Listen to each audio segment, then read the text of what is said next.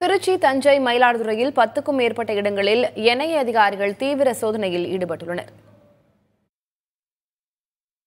பல்வேறு நாடுகளில் தடை செய்யப்பட்டுள்ள ஹிஸ்புத் தஹீர் என்ற தீவிர அமைப்புக்கு ஆள் சேர்ப்பது தொடர்பான குற்றச்சாட்டில் என்ஐஏ வழக்கு பதிவு செய்திருக்கிறது. இது தொடர்பாக திருச்சி, தஞ்சாவூர், மயிலாடுதுறை மாவட்டங்களில் என்ஐஏ அதிகாரிகள் தங்களது நடவடிக்கையை தொடங்கியுள்ளனர். திருச்சி துவாக்குடி அருகே உள்ள வாழவந்தான்கோட்டையில் எஸ்டிபிஐ கட்சியின் மாவட்ட பொதுச் செயலாளர் முகமது சித்திக் என்பவரது வீட்டில் என்ஐஏ அதிகாரிகள் 4 பேர் சோதனையில் ஈடுபட்டுள்ளனர். மயிலாடுதுறையில் தேரெழுந்தூர், வடகரை ஆகிய 2 இடங்களில் பாப்புலர் ஃப்ரண்ட் ஆஃப் இந்தியா அமைப்பின் நிர்வாகிகள் நவாஸ்கான், ஆகியோர் வீடுகளில் சோதனை நடத்தப்படுகிறது. ஹிஸ்புத் தஹீர் அமைப்புக்கு யூடியூப் மூலம் ஆதரவு பரப்புரை செய்தது மற்றும் பாமக நிர்வாகி ராமலிங்கம் கொலை வழக்கு தொடர்பாக இந்த சோதனை நடைபெறுவதாக கூறப்படுகிறது.